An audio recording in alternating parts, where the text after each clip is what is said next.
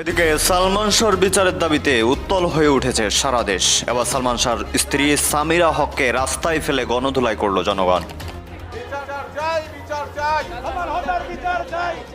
দর্শক, আপনারা দেখতে পাচ্ছেন সালমান শাহর সাবেক স্ত্রী সামিরা খানকে একা পেয়ে রাস্তার মাঝে গণধুলাই দিয়েছে মহিলারা। সালমান শাহর হত্যার বিচারের দাবিতে এবার রাজপথ উত্তাল করে ফেলেছে তার ভক্তবৃন্দরা। রীতিমতো সরকারকে 48 ঘন্টার আলটিমেটাম দিয়েছে। ইতিমধ্যে সামিরা হককে পুলিশের হাতে তুলে দেওয়া হয়েছে।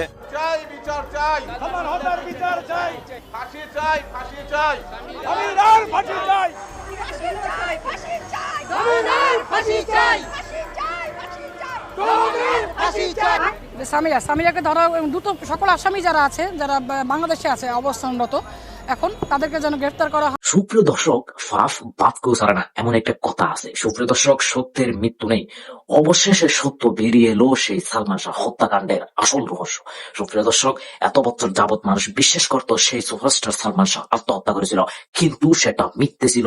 সত্য বেরিয়ে এলো, 3 জনের চক্রান্ত করে, অর্থাৎ সামিরা হকের পরিবার ষড়যন্ত্র করে ডনের মাধ্যমে ডনকে 12 লক্ষ টাকা দিয়ে সেই সুপারস্টার সালমান শাহকে হত্যা করা হয়েছিল।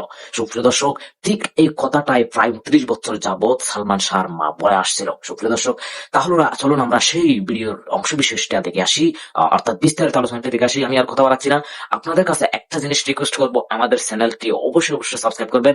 আমাদের আর কিছু চ্যানেল সাবস্ক্রাইবের জন্য আমরা বেঁচে আছি। সুপ্রিয় দর্শক, অবশ্যই চ্যানেল সাবস্ক্রাইব করবেন। তাহলে চলুন বিস্তারিত ভিডিওটি দেখে আসি। আমি সালমান শাহর মা, আমরা ভদ্র একটা সম্ভ্রান্ত ফ্যামিলির মেয়ে। যারা বলতেছে এগুলি ঠিক না, যারা বলতেছে ওদের মতো আমরা না। একটা কোরআন হাতে দিয়েছিলাম স্বামীরা, কোরআন হাতে দিয়ে বলছিলাম যাও তোমার হাতে আমার ছেলেকে সঁপে দিলাম, কিন্তু সঁপে দিছিলাম। কোরআনের বিচারই হচ্ছে।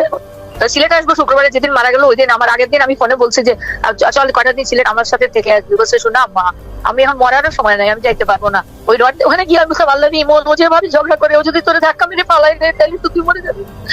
ওই রুমেই তো মারলো তাকে, তারপর উপরে উঠছে, রাত্রে মেরে ফেলছে। কিন্তু সোহান কি বলছে, শাবনূর গালে কামড় দিছে। আরে একটা কুত্তা এত পাবলিক মানুষের সামনে তার মালিককে কামড় দিবে না? কোর্টের রায় হয়েছে 164 এর জবানবন্দিতে, আমাদের ওই আসামি রিজভি, তার জবানবন্দিতে 164 এ যেটা রেকর্ড হয়েছে, সেই রেকর্ডের কোর্টের নির্দেশ আছে ওই রেকর্ডটাকে এজহার করে যাতে মামলা দায়ের করা হয়। এর আগে যখন ইউটিউব মামলা করছিল তখন তো আমার হাজবেন্ডের নামে পুলিশ করেছিল তার নাম দিয়ে, সেটা তো আর অন্যান্য আসামি আছে। আর ওইখানে রিজভির সাক্ষীতে যারা আসামি আসছে তাদের নামগুলোই আছে, কিন্তু পরে তদন্তে আরো অনেকের নাম আসবে, আরো অনেক আসামি হবে, 100 খানেকের উপরে, 70-এর উপরে হবে। তো কারণ যারা জড়িত, যারা ফ্যামিলিতে আরো ছিল, চাকর কাজের লোক ছিল, তারা আসবে, এফডিসির অনেক আসবে, যারা তার সাথে দুর্ব্যবহার করেছে আগে, আমাদের তদন্ত সংস্থা যারা আছেন, পিবিআই বনজ কুমার থেকে সবাই আসবে, আপনার সিআইডি ডিবির যারা আগে তদন্ত করেছেন এবং প্রশাসন করেছেন, যারা মামলাকে আত্মহত্যা বানাবার চেষ্টা করেছেন, তারা সবাই আসামি হবেন। তাহলে এতদিন আসলে মানে কেন এই তদন্তটা হলো না? বা যে আমরা দেখলাম লাস্ট সালমান শাহর সেই বাসায় পুলিশ গিয়েছে, তদন্ত করেছে, এতদিন কেন আসলে এটা তাহলে কিছুটা চাপা পড়ে ছিল, বা কারা এটার পিছনে ছিল আসলে? এতদিন তারা গেল না কেন, দেখালো না কেন, করলো না? এটা তো আমারও প্রশ্ন। আমার ঘরে ফোনের মধ্যে আমার ছেলে ঝুলে মরে গেছে, ওই দড়িটা ঝুলানো রয়ে গেল কতদিন পরে তাদেরকে বলে কয়ে একটা বাড়তি ফ্যান তো আর আমি নিয়ে আসতে পারবো না। তাদেরকে বলছি যে আমার ছেলের এটা এভিডেন্স, আমি ফ্যানটা খুলে এনেছি, এনে ঘরের থেকে তো জং পড়ে যাচ্ছে, এটা আছে, তারা তো সাক্ষী নেয়। পরে আমি না পিবিআই কে ডেকে এনে বাসায় পার্ট করে দেখালাম, তারা ফুল তুলে নিল, জিজ্ঞেস করলো আমার আইও ছিল সিরাজ, তো তারাও তো পটে গেলাম, যে জানতাম না, এত কষ্ট আমি করছি, কিন্তু তারা যে পয়সা খেয়ে বসে আছে আমি কিন্তু বিশ্বাস করি নাই, শুনেছি, বিশ্বাস করি নাই। আমরা সালমান শাহর ভয়েস রেকর্ড দিয়েছি, রুবি আমার আসামি, সে রাজসাক্ষী হয়েছে, বলছে খুন করে সালমান শাহ খুন হয়েছে, সেটা দিয়েছি, সেটাকে তারা তো আক্কা করে নাই। তারা প্রভাবিত হয়েছে বড় খুন যারা করিয়েছে তাদের দ্বারা। এখন কারা তারা আমরা তো জানি না, প্রশাসন বিচার করে বার করবে এখন কারা।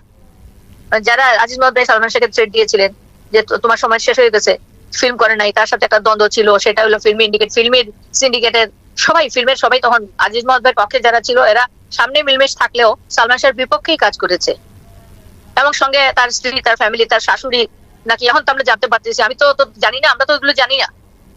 এবং আমার ইমন মরে যাবে এটা গুনাহ করেও, মারা গেছে দেখেও আমরা তো মারা জানি না। বাংলাদেশের কিংবদন্তি নায়ক সালমান শাহ, একটা নাম, একটা ইতিহাস, একটা প্রশ্নবোধক চিহ্ন। তার অকাল মৃত্যুর 3 দশক পার হলেও রহস্যের পর্দা আজও সম্পূর্ণ সরেনি। বহু বছর ধরে নীরব ছিলেন তার ভক্ত, অনুরাগী, পরিবার, সহকর্মী, কিন্তু সাম্প্রতিক ঘটনাবলীর পর আবারও উত্তপ্ত বিনোদন দুনিয়া। আর ঠিক এই সময়েই পুরনো স্মৃতি, বন্ধুত্ব আর আবেগ নিয়ে সরব হলেন ভারতীয় সিনেমার বিশ্বখ্যাত তারকা বলিউড সুপারস্টার শাহরুখ খান। এক আন্তর্জাতিক টেলিভিশন সাক্ষাৎকারে উত্তপ্ত ভাষায় তিনি বলেন, সালমান ছিল আমার ছোট ভাইয়ের মতো। তার মৃত্যুতে আমি আজও শান্তি পাইনি। পৃথিবীর যে কোনো সত্য লুকিয়ে রাখা যায় কিছুদিন, সব সময় নয়। আমি চাই আগামী 24 ঘন্টার মধ্যে তদন্ত সংস্থাগুলো পরিষ্কারভাবে জানাক কোথায় আছে সত্য, কতটা এগোচ্ছে বিচার। শাহরুখ খানের এই মন্তব্য মুহূর্তেই ছড়িয়ে পড়ে সামাজিক যোগাযোগ মাধ্যমে। ভক্তদের মধ্যে সৃষ্টি হয় তোলপাড়। তিনি আরো বলেন, এটা প্রতিশোধ নয়, এটা ন্যায় বিচারের প্রতি সম্মান। যদি কেউ সত্যিই তাকে ক্ষতি করে থাকে, তবে সে যেই হোক, আইন যেন তার বিচার করে। বন্ধুকে হারানোর বেদনা আমার হৃদয়ে আজও রক্তক্ষরণ ঘটায়।